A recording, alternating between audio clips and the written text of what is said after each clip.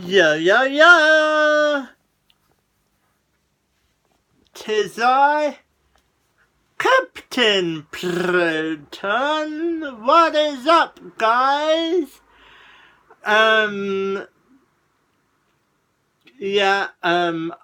There's something different about this show because I'm not gonna show a bunch of random silent movies, but instead I'm gonna do a movie about Mark Chapman, the guy who shot John Lennon. That's right, the guy who shot John freaking Lennon.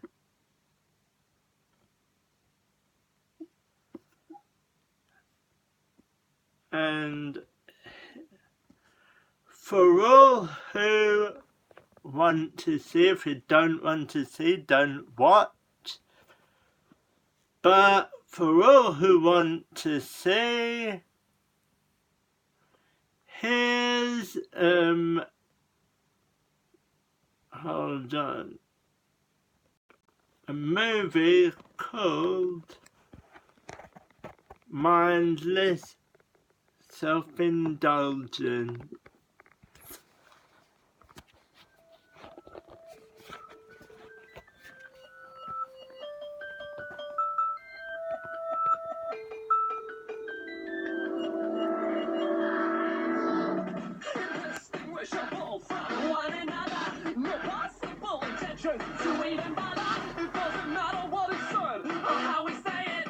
It's a documentary movie.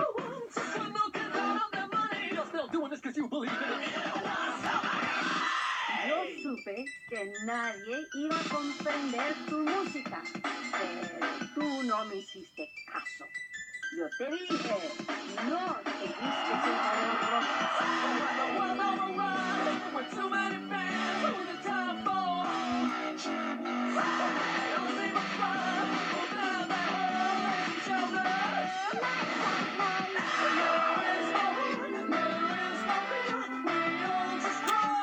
I've never heard of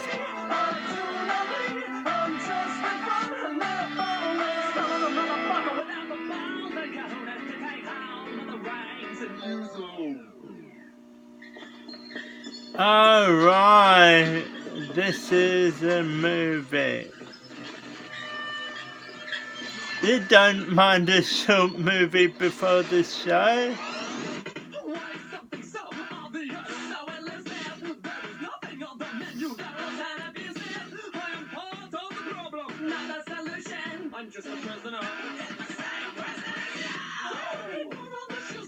You don't mind a short music video before the show, do you?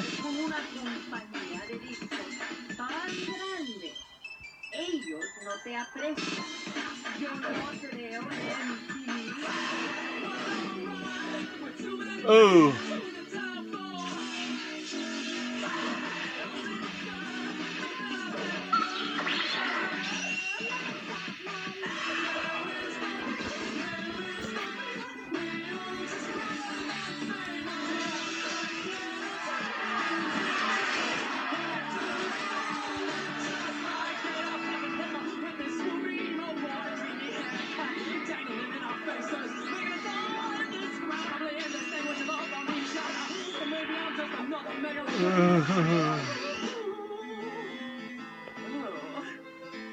Reginald, release the hound.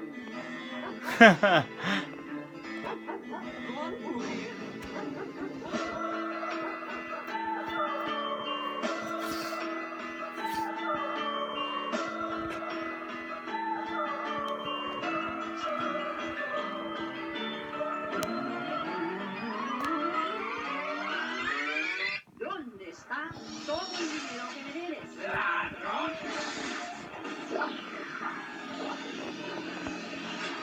What the fuck is this?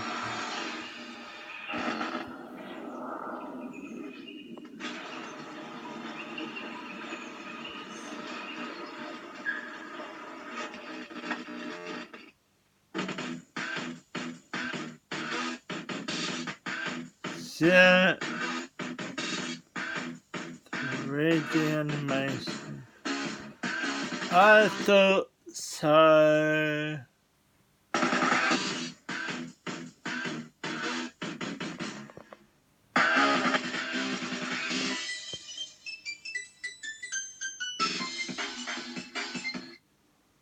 Now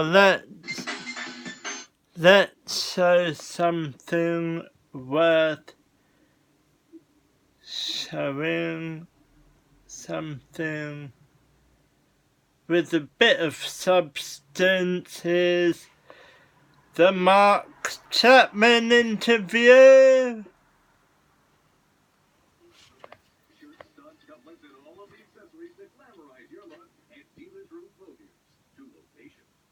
In 1992, 12 years after the murder, I sat down with Chapman at Attica Prison for his first television interview.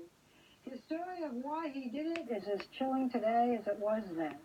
Tonight, in the first of a new 2020 feature called Forward and Back, we take you on a journey back to December 1980 and inside the mind of a killer. Who got shot? John Lennon. Big man, he was a white man, he was big, and he was arguing with the doorman. And then all of a sudden he heard 5-6 shots, and that was it. The cops pulled John Lennon out and put him into the back of the police car. He was shot by an unknown at this time white male who was in custody at this time. Bring me back to December 8th, 1980. It was a very long day. 1992. It's dark. And this limo goes up. And John got out. And he came up the pathway. And he looked at me. I heard this voice. Not an audible voice, but an inaudible voice saying over and over, "Do it, do it, do it, do it." I guess that was me inside. And I pulled the 38 revolver out of my pocket. I went into what's called a combat stance. And I fired at his back 5 steady shots. Why did you kill John Lennon? I thought by killing him, I would acquire his fame. Mark David He Chapman, thought like by the killing him he'd acquire his fame. There you go.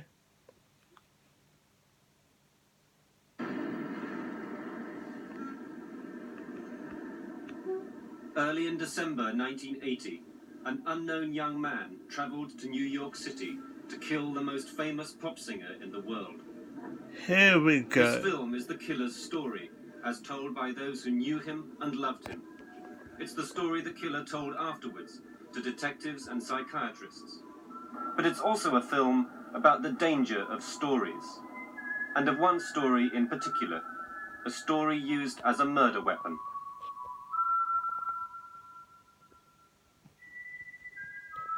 In 1980, That a vital key story to the killing was of John Lennon Catcher in proved to the be a simple story Rye. prompted by a favourite old song.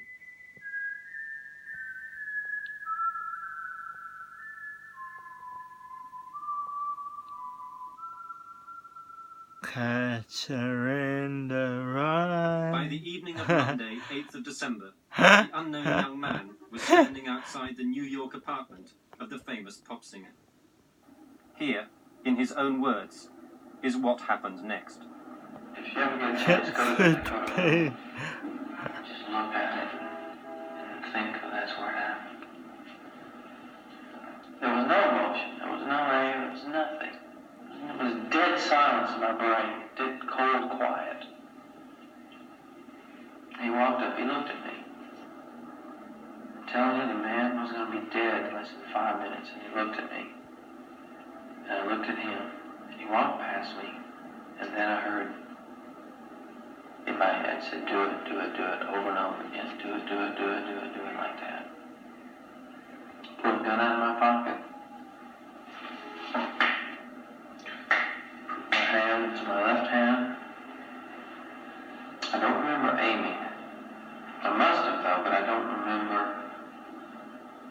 drawing a bead or whatever you call it. And I just pulled the trigger steady 5 times.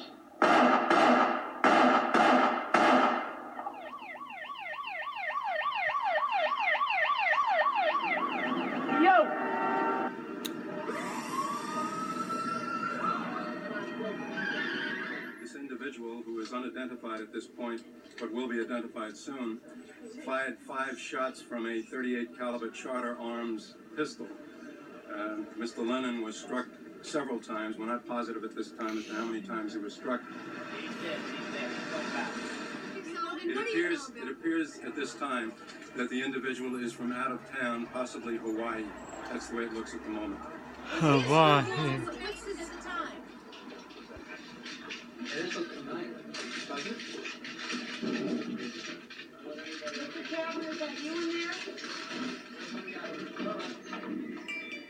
The unknown young man, 3 hours after he killed John Lennon. His name is Mark David Chapman, and this police video, taken that night through a 2-way mirror, marks the beginning of the investigation into what turned him into a murderer. Police had found him minutes after the shooting, waiting for them quietly at the scene of the crime. He'd dropped his gun, and in its place was only carrying a paperback novel. Inside he'd written, "To Holden Caulfield, from Holden Caulfield. This is my statement." From that night onward, the Catcher in the Rye haunted the investigation into Lennon's killing. Let me have your date of birth, okay? May 10, 1955. And that makes you how old now? 25. Okay. And you spell your first name? M-A-R-K. In prison interviews with detectives and psychiatrists, Chapman constantly returned to the same theme. Anyone, he said, who understood literature would understand why. Can you read the book? Can you think about me and the terrible fall and you read, "I'm sorry I told so many people about it. Don't ever tell anybody anything." And it might hit you. You might really come to the full scope of understanding of what I've stood for in my life, what the terrible fall was and what I'm doing now and what I will be doing in the future. It just might come to you. I'm praying that it will and that you realize that something very extraordinary has happened with an extraordinary book and without ego, an extraordinary person. And Lennon, an extraordinary person. The Beatles, an extraordinary cultural movement in the 60s and early 70s. Probably the cultural experience, musically and culturally. They changed the world. Yes, they did. As we know it. And I changed them. At his trial, Chapman pleaded guilty. Sentence was passed without his evidence being heard. Not Until now, really. no one outside a prison cell has heard from Chapman himself why Lennon had to die. The reason I killed John Lennon was to gain prominence, to promote the reading of J.D. Salinger's The Catcher in the Rye. I'm not saying I'm the Messiah or nothing like that. If you read the book and if you understand my past, because you seem to understand my past pretty well, and you would see that I am indeed the Catcher in the Rye of this generation. No, sorry, you're not. The book for discussion in class this morning is J.D. Salinger's Catcher in the Rye. How could you be? It is a book that is at the top of the list of the most banned books in the United States. The banning of Catcher in the Rye in many American schools is a curious fate for an acclaimed work of literature. Yet this funny, sad novel about a teenager driven to despair by the phoniness and hypocrisy of the adult world is often outlawed as dangerously subversive. The theme of phoniness certainly is a predominant theme throughout the book. A crusade against phoniness, one critic called it, and teachers have been well aware how deeply the book impresses some students, and how intensely they identify with its hero. Oh boy. But listen now anyway, he started concentrating again. Then he said, This fall I think you're writing for is a special kind of fall, a horrible kind. The man falling isn't permitted to feel or hear himself hit bottom. He just keeps falling and falling. He tells him it's a special kind of fall. It's a horrible kind. And it is. Look at what's happened to my life on the surface. I murdered a man. But not only did I fall, but I took a lot more with me than just myself. A whole era ended. It was the last nail in the coffin of the 60s. A whole era. There's a place I go where I don't know who I am. The last nail in the coffin, I don't This think is a recording Mark so. Chapman made of one of his own songs, written in the late 60s. It doesn't matter who you are. Mark was a Southerner. That was born in the Texas, last. but raised here in this quiet, respectable suburb of Decatur, near Atlanta in Georgia. Later, The he last spent a happy childhood spent in this house with a father he called thing cold I and did. unresponsive. But his The mother, questioned after the killing, said she noticed documentary. nothing wrong in those early days. At first, he'd done well at school and everything seemed normal. When trouble came, rather than anything wrong with Mark himself, it had seemed more like a sign of the changing times. The Fab In Four. August 1964, the Beatles arrived in America, and from the first, they provoked a response difficult to contain in concert stadiums. With their arrival, the turbulent world of the 60s had begun. Little here to reassure conservative America. And in 1966, Lennon's remarks about the Beatles and Jesus scratched a raw nerve. I'm not saying that we're better or greater or comparing us with Jesus Christ as a person or God as a thing or whatever it is. You know, I just said what I said and it was wrong or was taken wrong, and now it's all this. This is Doug Layton and Tommy Charles. We're reminding you that our fantastic Beatle boycott is still in effect. Don't you forget what the Beatles have said. Don't forget to take your Beatle records and your Beatle paraphernalia to any one of our 14 pickup What points the in Birmingham, Beatles have Put them in said. this week if possible. The group were big enough to ride out the There's controversy. only one Lennon, of them. sharp-tongued, hard-edged and philosophical, had already begun to find a place apart from the other Beatles. I wouldn't have done that In Atlanta, anyway. Mark Chapman was swept along with the spirit of the times. His Beatle haircut and the Beatles songs he himself sang were only outward expressions of a more profound change. Your boy ain't a sheeple. Ah, Mark His school had Chapman become a was centre for a the local drugs trade. Pupils boasted that Columbia musician. High was rated #1 for drugs in the state. And as Mark slipped into the drug culture, he became known as a garbage head, someone who'd take almost anything. In the family, he became rebellious and hostile. When he was 15, he ran away from home. On another occasion, after taking LSD, he spent the night in police custody. He was at his lowest point when suddenly he heard the beat of another drum.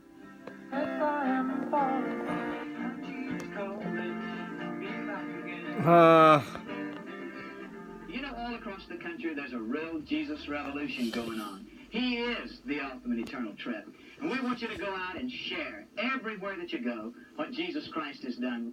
In 1971, this service in a local church, conducted by the Californian preacher Arthur Blessitt, was one of several religious experiences which suddenly brought Mark Chapman to Christ. Many of you just made a real commitment of your life. What to a Jesus weird, Christ, and it is what a nice weird when someone turns name, on to Jesus, we have them Blessed. share their testimony, and many are loaded on drugs or have drugs in their possession. Considering So we go into the restroom and we he have a comment service, was and we read a passage of of scripture, the we say a word of church, prayer. or he And is then of we the drop the drugs church. I in the don't jar. know, And he just as we could start to be mash the dead, nail down, I we sing a little don't song that says, know. down, down, down, down, all my dope is gone. We flush her down.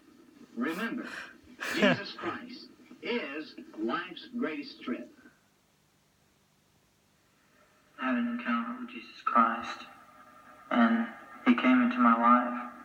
I was just nothing but a dope head, and I asked Christ to come into my life. And he came. I mean, I didn't see him, but he was there. You know, I knew he was there, and I felt forgiven of all was headed on the right track again. I read the Bible, and I worked in inner city Atlanta with kids that you just wouldn't believe. It was after his conversion that Mark met the girl who many years later, in prison, he would still call his only one true love. He had changed his drug days. He had changed into being a Christian. He had very high morals, very high standards for himself and for me, and we were not to sway from those standards. At 15, as in love as I could be at the time. And of course, he was 17 and growing up, a little bit more grown up than I was. But yes, we were in love. There's no doubt about that. He had his own ways of thinking about things. That's the only way I can describe it. He had his own way of how he felt about things, about real things. And that's the way we had to be with each other. It was very honest and open. He had there was no place in our relationship for anything that was phony. No lies, no games. It was me in the end that said goodbye, and it was very hard for Mark. He didn't go on. He didn't say, okay, so that, like all of us do when a relationship comes to an end. Yeah. And we learn from it. We do. And we go on. We do. That didn't happen with Mark. No. Talking to you has, brought a lot of things back for me. And I remember quite clearly finding out and how shocked it wouldn't register for the longest time. And now it's like I feel totally helpless almost, what could I do? Everyone, I can't even tell. I can't tell friends. Yeah, no.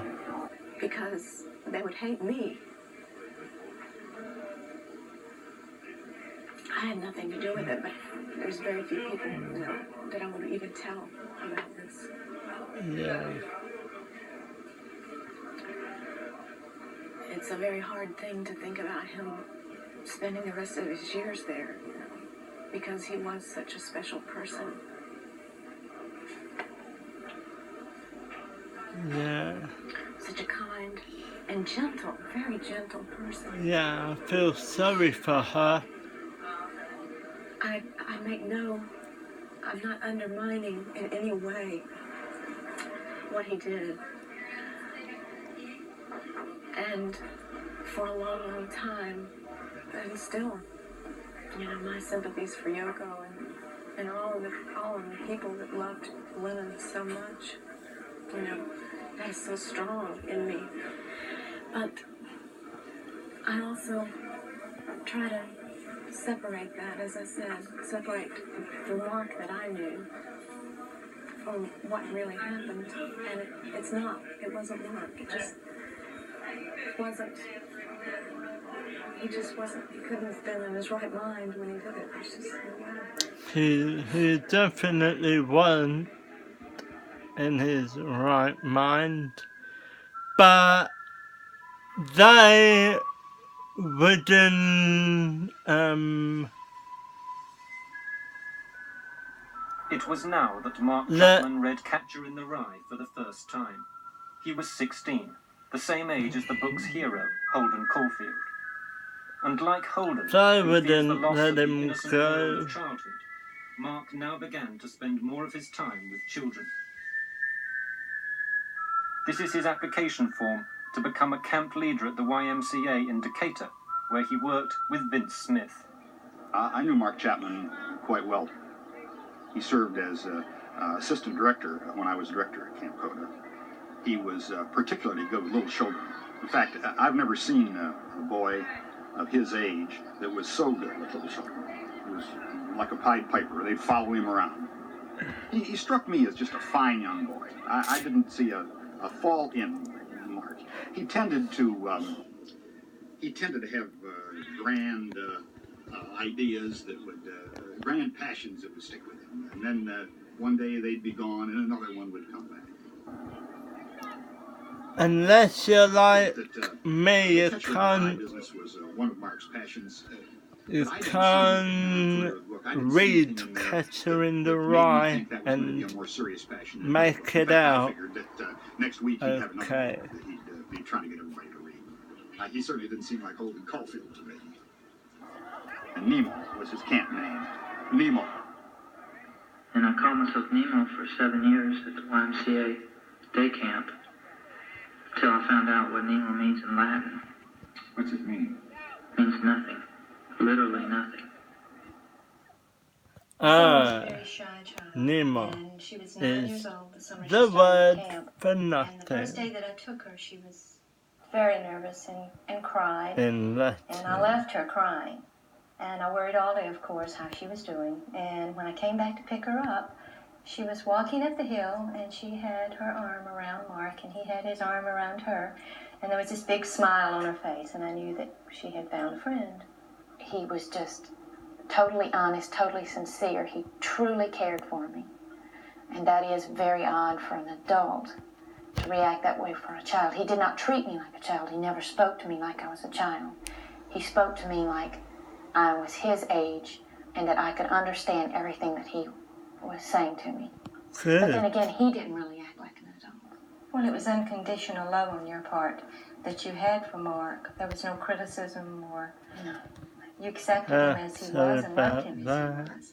And I think that's the reason that Mark became close to me. Well, I think the fact that he was so gentle and passive with the children was a lot of what he wanted to be. He wanted to portray this very kind, gentle person with the children because he loved them very much. But obviously, like any other young person, he did have problems in his life.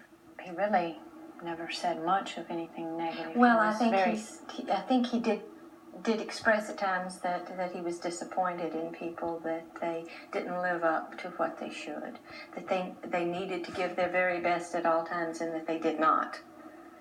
But as far as any specifics, he did say that when someone was gone, they were dead. Yes, he did have an expression that once you did something that made him very angry, to the point that he never wanted to see you again, he would say, well, he's dead. And I questioned him about that one time. I said, they've died? And he said, no, not really, they've died, but to me they're dead. So when you did fall out of grace with Mark, he marked you off his list. And Lennon fell out of the grace of Mark. Someone asked us not long ago if we feel any hatred or any hostility toward him for what he did. Although we were appalled at his crime, no one can condone murder, can they? We were shocked and we were horrified. But to us, he was still the Mark who loved us and who gave us so much of himself. And we will always love him. Mark went on to win recognition and distinction with the YMCA. He worked briefly for them in the Lebanon, and in 1975, he was sent to Fort Chaffee in Arkansas to help refugee children from Vietnam.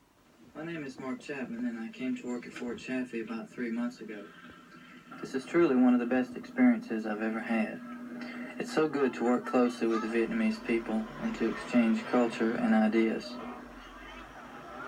Despite the confident voice on the camp radio and glowing reports from his superiors, all was far from well with Mark Chapman at Chaffee. He was closer than ever to the children, to whom he remained the Pied Piper. So Mark wasn't evil, he just went mad and moody and frequently depressed. At Chaffee, he'd had his first sexual experience, but afterwards felt ashamed and full of guilt. To one friend, it seemed he'd fallen out of grace with himself. Certainly, he'd changed. From that point on, I didn't really go towards Mark like I used to. I didn't run up and hug him. I would speak, but I would keep a distance. It wasn't like he was the same person I had known at camp.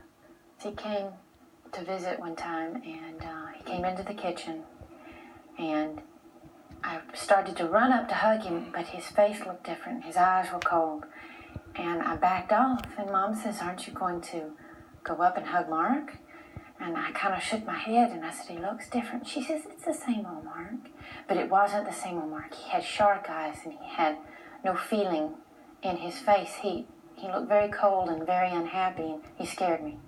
Something was going wrong with the Pied Piper, something he couldn't control, and now he looked for a way of escape.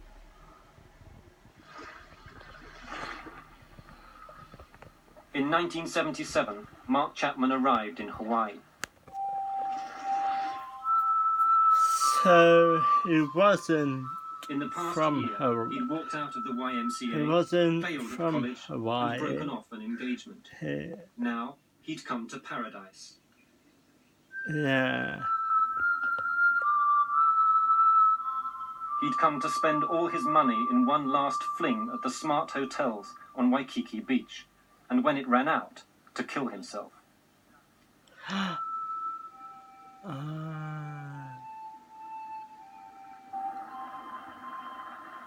On June 20th, he drove his car to the remote north of the island. Then, connecting a hose to the I exhaust, know all he tried to about asphyxiate himself. Mark The suicide bit Chapman. ended when a fisherman knocked at the car window. "I think of myself," Chapman told doctors in the hospital afterwards, "as a boxer in the 27th round, my face all bloody and bruised." To escape his depression, he'd come to Hawaii to kill himself. Next time, 3 years later, he'd strike out at someone else.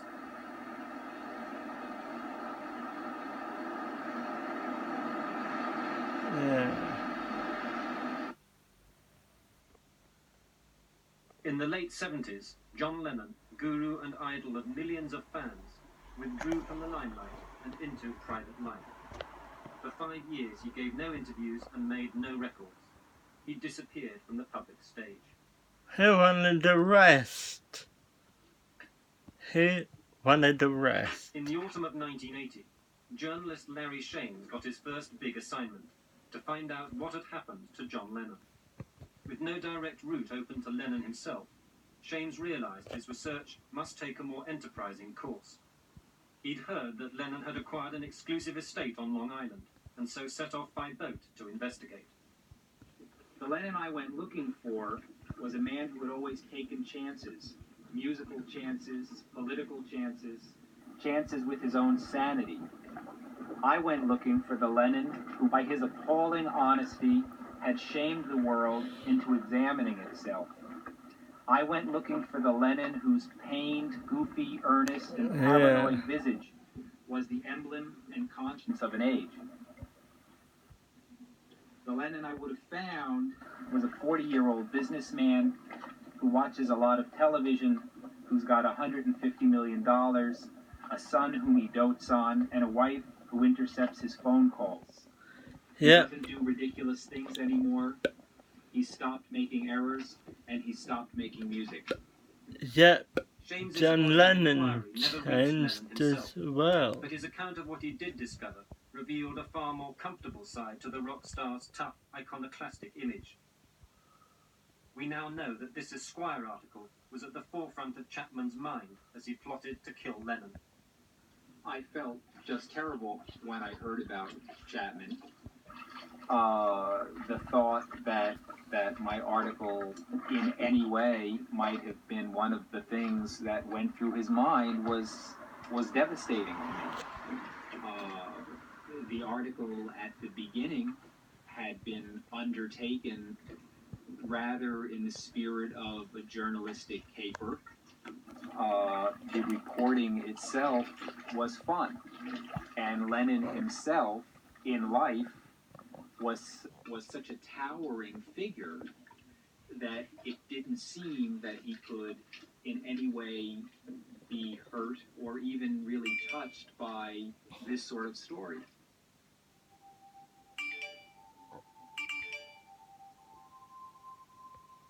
In Hawaii, Mark Chapman's own story seemed headed for calmer waters. He'd seen the failure of his suicide attempt as a Hold message from on. God that he should make a new life for himself. At first, he'd settled here at Kailua. He'd come to Castle Hospital for treatment after the suicide hit, but stayed on to become a popular and useful employee. To nurse Judy Harvey, whom he dated, Mark seemed cheerful, outgoing, and untroubled by past problems. Others weren't so sure. On the surface, I think most people would say that Mark was getting along fine, that he was well balanced, that the past episode in his life when he tried to take his life was over, and that he was doing well. But there were certain little glimpses you would get of Mark occasionally that would let you know that things weren't all just right. When he was down, he was quiet, he was sullen, he really didn't want to talk too much. I didn't see Mark vent any of his anger or unhappiness in any violent way, but I would describe it as being sullen, and he would sulk. It seemed to be he would just not want to talk.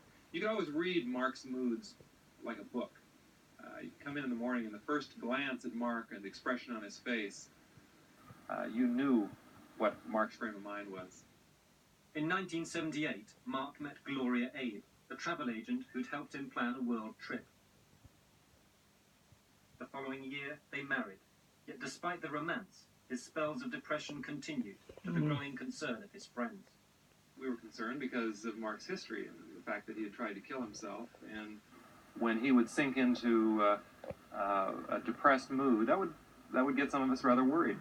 And granted, all of us have ups and downs, but with Mark, the ups seemed to be a little higher and the downs seemed to be a little lower. And with his history, we were concerned. These were markings and signs of a very troubled young man.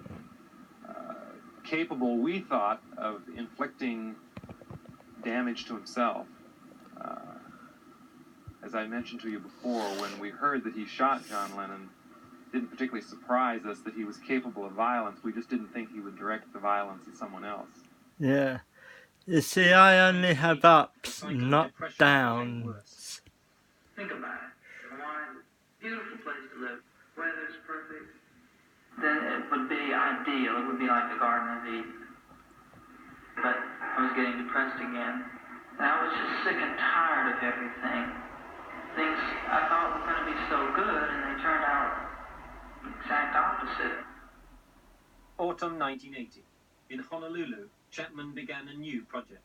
His plan was to go through every book in the State Library. It had been a year of projects taken up enthusiastically and dropped suddenly. But now, He says the Garden of Eden is perfect. In James Lundquist's critical study of J.D. Salinger, Chapman re-entered the world of The Catcher in the Rye and its hero, Holden Caulfield. In Holden, Chapman discerned a powerful reflection of his own condition. Whoever said the Garden of Eden was perfect. At the same time, he continued in the library. Check that book about John Lennon. And when I read it, I found out some strange things he did, and I was probably angered at his phoniness. I mean, I wasn't fuming, but I was saying what a fake he was, what a phony he was. It was neither. For Lennon, there could be no escape from celebrity. Pictures like these were still too powerful. Lennon's long career of public self-exposure had summed up the whole era of the 60s. Now he was seeking seclusion, but no one had forgotten. We should that instead of making war, it's better to just let's stay in bed for the spring. And grow your hair. Yes. For peace, let it grow till peace comes. Those bedrooms for peace and publicly stated that they were, it was phony. He stated that himself. He said it was a publicity thing. He sang about peace. He sang about giving things to charity. He protested. He whined. He screamed. He went through the primal scream bullshit. You know, it's all self-centered baloney. The man was just, a complete phony. He wasn't. Only Mark Chapman says this.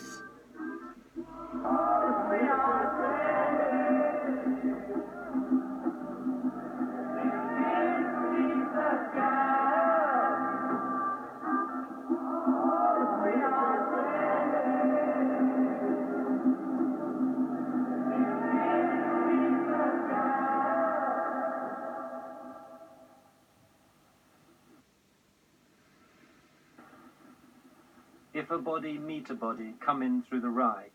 The first words of Robbie Burns' famous song. But in the novel, A Catcher in the Rye, the hero, Holden Caulfield, is spellbound by a young child singing, "If a body catch a body, come in through the rye." From this small difference, Holden derives his philosophy, his disgust of the phoniness of adults, his love of the innocence of children, and why he himself should become the catcher in the rye. If a buddy meet a buddy coming through the rye.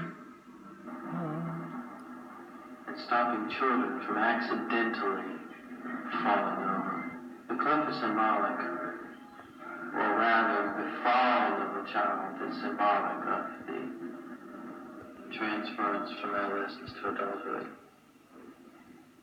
When a child falls off the cliff, he becomes an adult. 9 times out of 10, he becomes a phony. Holden doesn't want to see that. He wants to see the whole world full of nothing but children, non-phonies. And he wants to catch them and keep them. But you see, what happens to Holden? Yes, he does fall off the cliff. He does fall. And that's what's happened to me. I will never hit bottom. Never.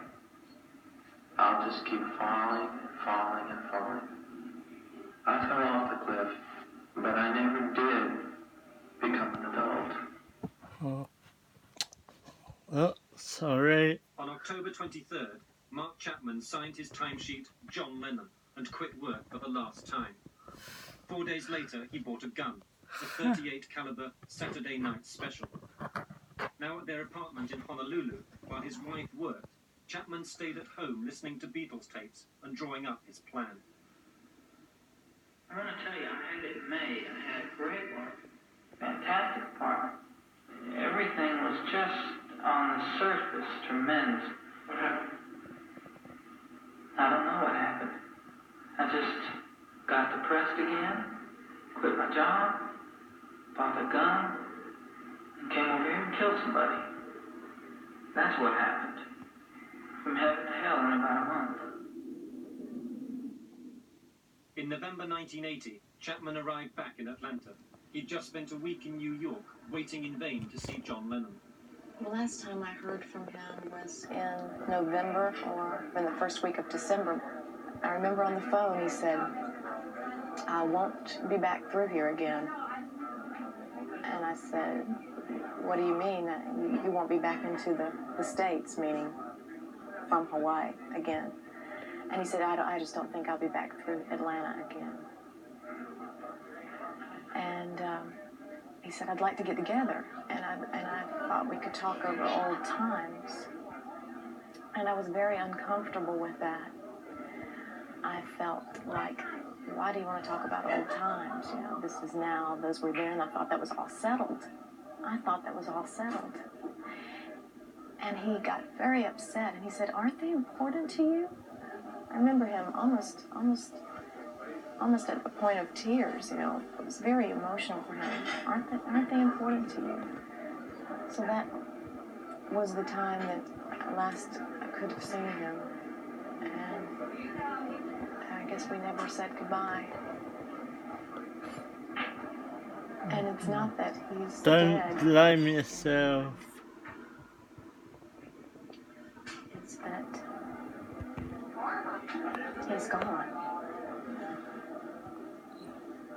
Yeah. Oh I well. guess he was gone a long time ago, and I just didn't know it. In a sense, I think he stayed back in 1972.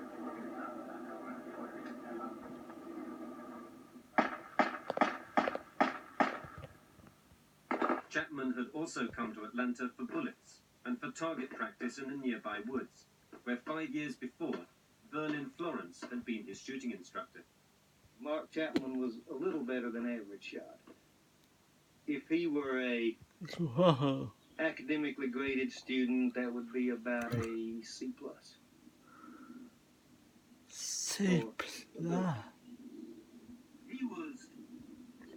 this distance from my grandmother, who has been dead many years, couldn't miss you at this range.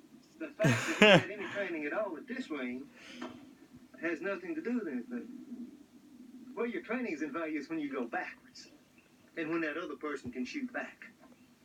Lennon, as far as I know, wasn't armed, was he? No. So was Chapman in any danger? None whatsoever.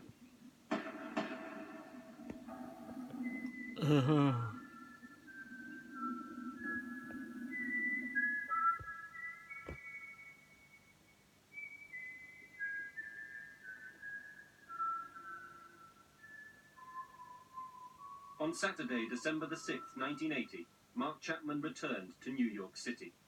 New York was where John Lennon lived. It was also the setting for The Catcher in the Rye. For 3 days in the book, from Saturday to Monday, Holden Caulfield drifts from place to place in growing desperation. Now, from Saturday to Monday, Chapman's 3 days began, partly on the track of Lennon, partly in the footsteps of The Catcher in the Rye.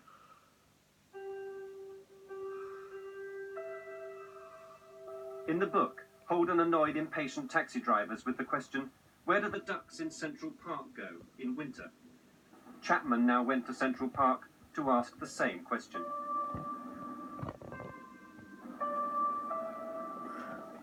In the book, Holden checked into a cheap hotel and felt ill at ease in his small, miserable room. Now lodged at the $16 a night YMCA, Chapman quickly became dejected, and like Holden, he took great offence at noises from across the hallway.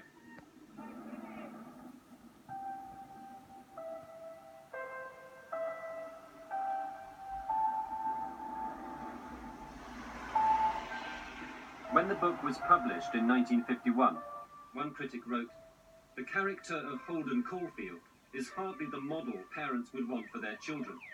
Fortunately," he went on, "there can't be many of them, yet."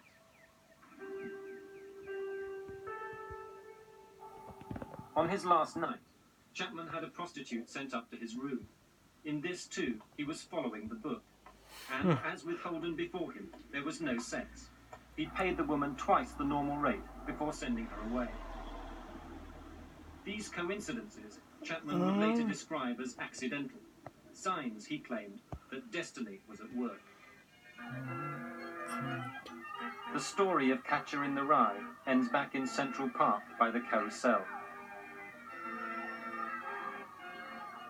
Here, as he watches his little sister go round and round, the tired and confused young hero of the novel finds a kind of grace at last, and relief from the mental turmoil that's haunted him throughout the book.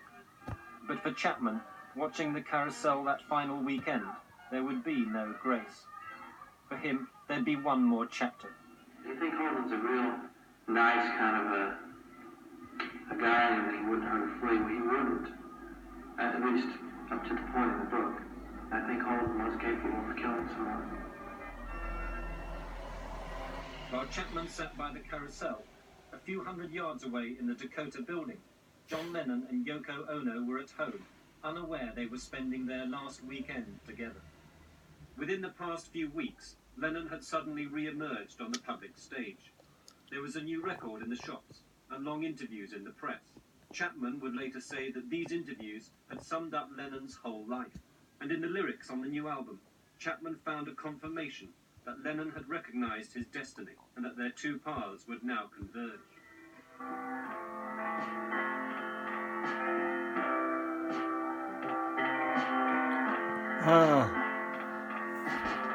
People say I'm crazy.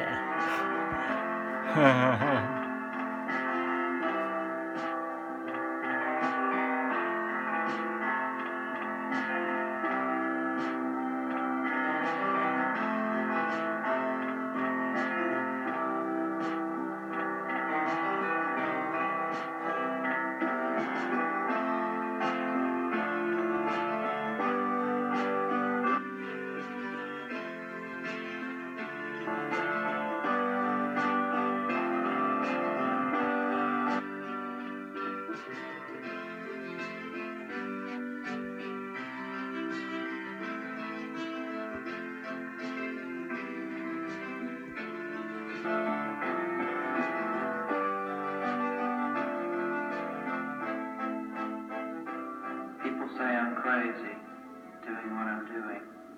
Well, they give me all kinds of warnings to save me from ruin.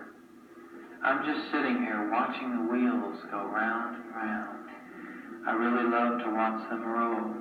No longer riding on the merry-go-round. I just had to let it go. It's incredible. The whole thing is just... It's incredible. Does this person look like a person that can shoot somebody? On December the 8th, Chapman, who'd moved into the expensive Sheraton Center Hotel in Midtown Manhattan, woke up late at around 10:30. He dressed warmly, and on his table he made a display of his possessions, his Bible, his passport, and a still of his favorite film.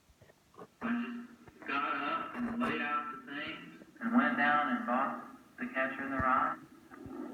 And I went outside. His favorite film was The Wizard of Oz. Wow. And I wrote, this is my statement. And I just knew that I'd never return. That's the way destiny works. You don't always question it, you just do it. I kept saying, just go back to the hotel, pack your bags and go home now, you know.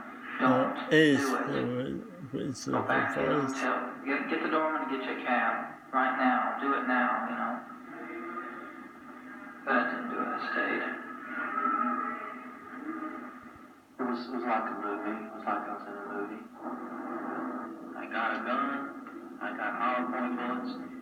I thought he would just drop right in front of me, and that was it. Well, he was about 25 feet away, but I thought he was just going to fall down, like in the movies. Fall down dead. The guy had 4 holes in him. Big hunks came out of him. They had to. The hollow point is a 38 caliber. My God, it's enough to knock a man on his feet. I don't know why I chose him exactly, but I was just fed up with the world, and I thought if I murdered this guy, then it would be all over for me. And then that would kind of be a solution in a way to everything. The self-destruction would be a blessing. If you knew what Holden went through, and if you knew that Holden wanted to die, really, then you'd understand. And Holden had kept it in for so long, and yet he understood what he was doing. He understood that it was against phoniness.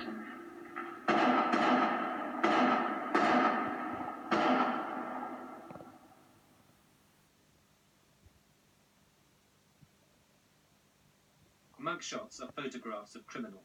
They reveal nothing about why someone commits a crime.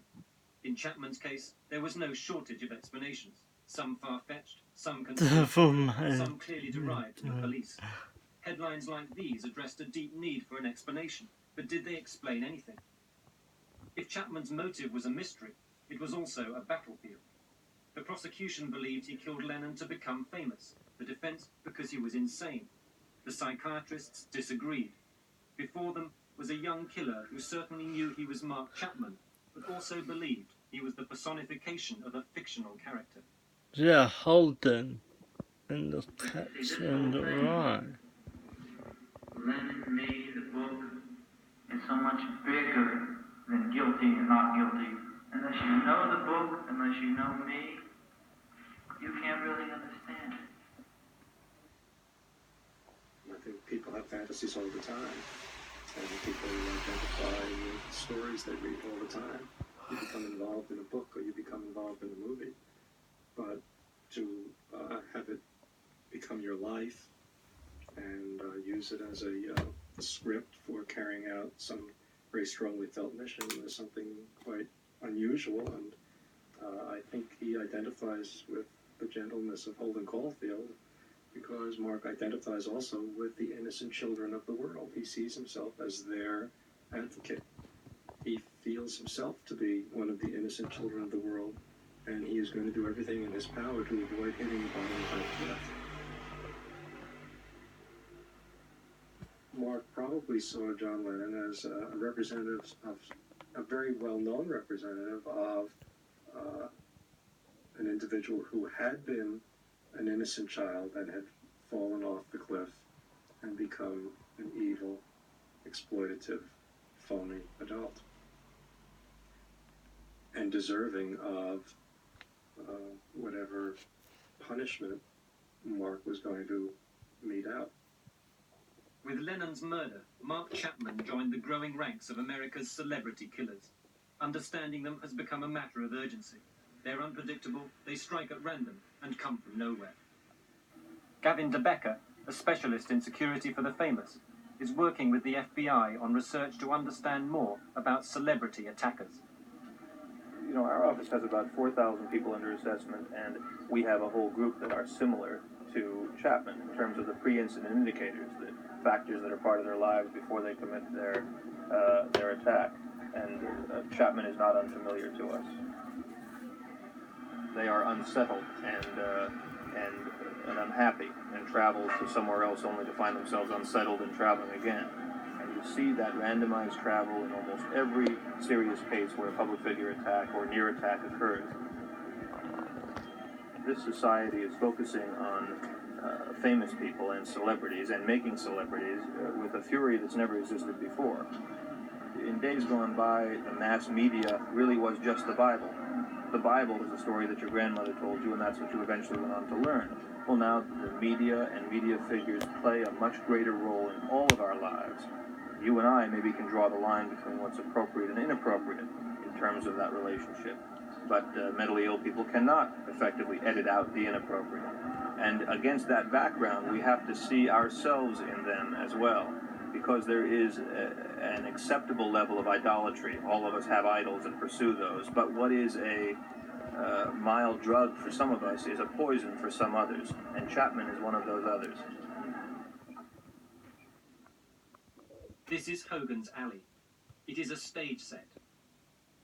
A fantasy world where the FBI rehearses the stakeouts, sieges and gunfights that are the reality of violence in America today.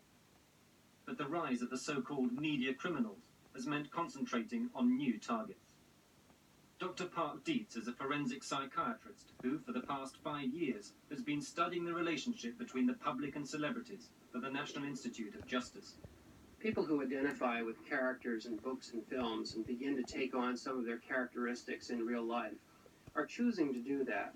It's fashionable to think of this as an involuntary process in which somehow the individual's mind is taken over by the character or they become possessed, kind of demonological view. But in fact, they're choosing to go to that film. They're choosing that character for identification. And it is a normal process of development to choose particular features from role models, to choose what we want to be from among the various options available to us. The individual who subjects himself repeatedly to exposure to inappropriate models, who takes on those characteristics to try to become like that, is choosing his fate. The role of the artist is to invent fantasy worlds. People may choose to enter them temporarily, enjoy them, and leave and exit to reality. But for a large segment of our population, the fantasy world becomes reality, and there are those who live within that fantasy.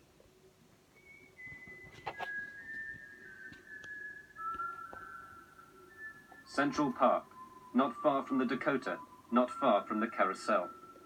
Here, every Saturday during the summer, children come to listen to stories underneath the statue of Hans Christian Andersen. Hey. From time to time, we all fall under the spell of the storyteller. But little is known of how these stories affect our imagination, of how we grow up knowing what stories to Andersen. About what means we draw the line between what we call fantasy and what we call reality. This is an important line. Stories can delight us and enchant us, Dark can be dangerous. Tales. A single story can lead to murder. Oh yeah.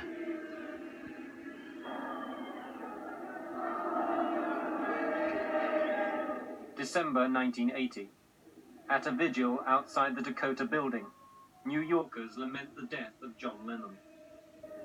Amongst the crowd, another young man with a gun in his pocket. His name was John Hinckley. 4 months later, he shot President Reagan. It's peer president. Amongst possessions seized when police broke into his hotel. And Reagan lived. A well-thumbed copy of The Catcher in the Rye.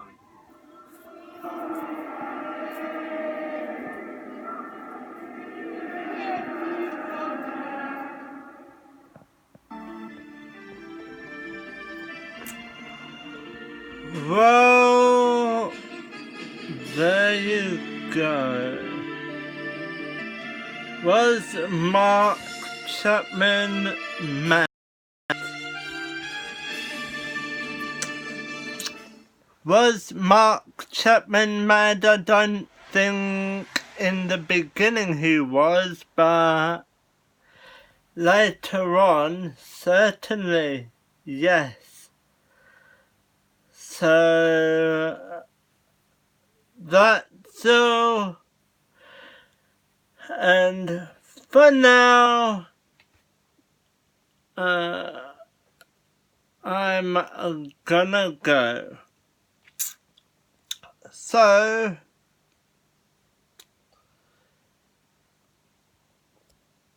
this is Captain Proton signing off. Out!